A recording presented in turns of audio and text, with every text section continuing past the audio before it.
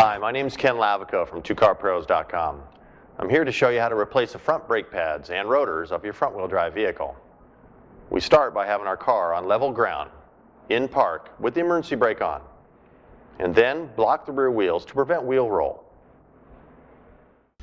Remove the wheel cover or hubcap. Some cars have wheels that allow you instant access to the lug nuts. The lug nuts are what hold the wheel to the car. Loosen only the lug nuts, no more than 1/4 turn. Then jack your car in the manufacturer's recommended position. Anytime you lift the car, use jack stands to support the vehicle. And remember, safety first.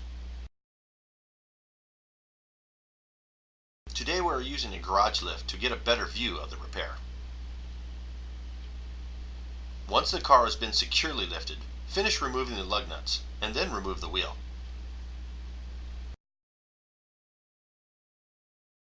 Now we need to reset the front brake caliper. What this does is force the brake fluid back into the master cylinder to allow the new brake pads to be installed.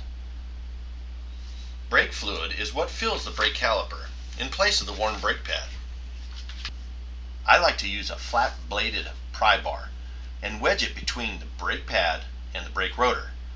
Then rock it back and forth as you apply pressure.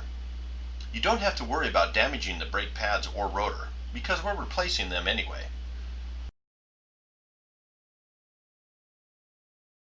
After the caliper is fully retracted, loosen the caliper mounting bolts and then remove them.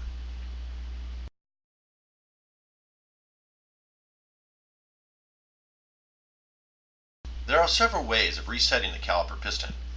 Once the caliper has been removed, you can use a C-clamp to force the piston back.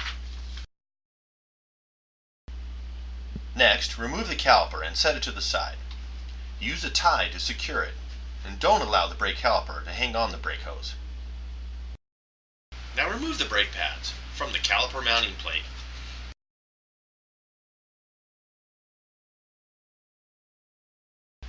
Now remove the caliper mounting bracket bolts and then remove the bracket.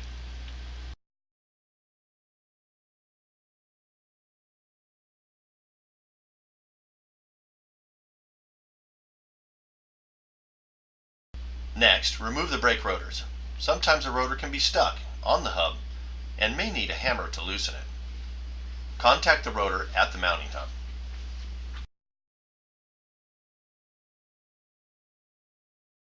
So we need to make sure the brake parts you are replacing are exactly the same as the new parts you're installing. Be sure to install any new brake hardware that come with the pads. Now, match the new brake rotor to the old brake rotor. Make sure they're exactly the same. Be sure to clean any oil or coating from the rotor before installation. Now install the new brake rotor.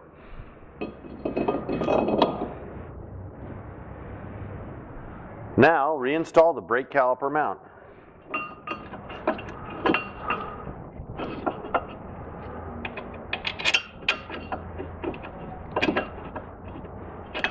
And then tighten.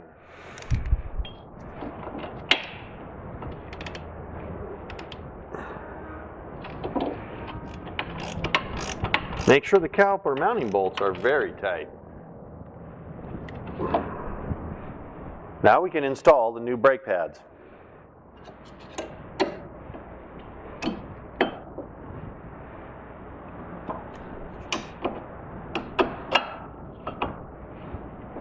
That's a good fit. Now check the caliper slides. Make sure the bolts slide in and out of the holder smoothly. Now we will use a small amount of brake grease to lubricate the caliper slide. Make sure you do this to both caliper slides before reassembly. Now we'll check the caliper for leaks. The caliper looks pretty dry, so we'll go ahead and reinstall it on the vehicle. If any leaks are present, the caliper will have to be replaced or rebuilt. Now I'll take my pre-lubricated pin slides and reinstall them into the caliper.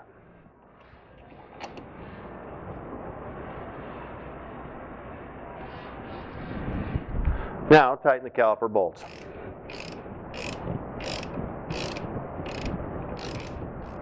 And tighten.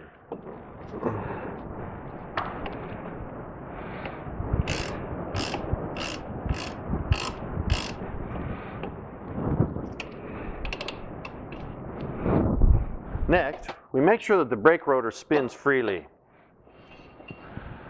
In this case it does. Looks like we've done a pretty good job here. Next, straighten the brake assembly. Reinstall the wheel. And add one lug nut. We start the lug nuts by hand to avoid cross-threading. Tighten lug nuts in a diagonal direction, one across from the other. This will ensure proper fit of the new brake rotor.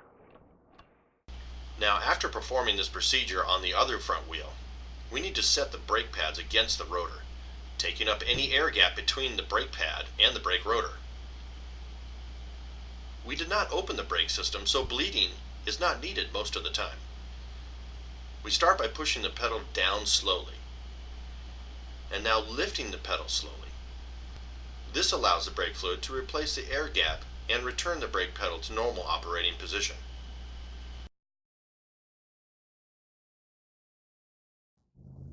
Servicing your own vehicle saves you money and enlightens you on the operation of your car.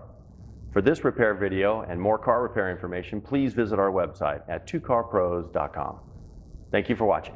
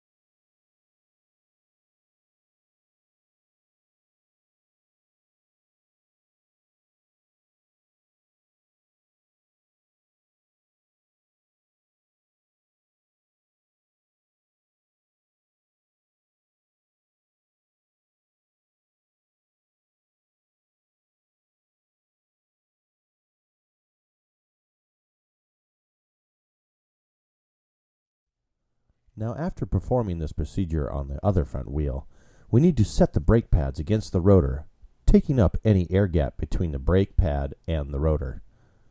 We did not open the brake system, so bleeding is not needed most of the time. Start by pushing the brake pedal down slowly and lifting the pedal slowly. This allows the brake fluid to replace the air gap and return the brake pedal to normal operating position. If normal brake pedal operation does not occur, there is a problem and further inspection is needed. And never move a vehicle without proper brake pedal operation.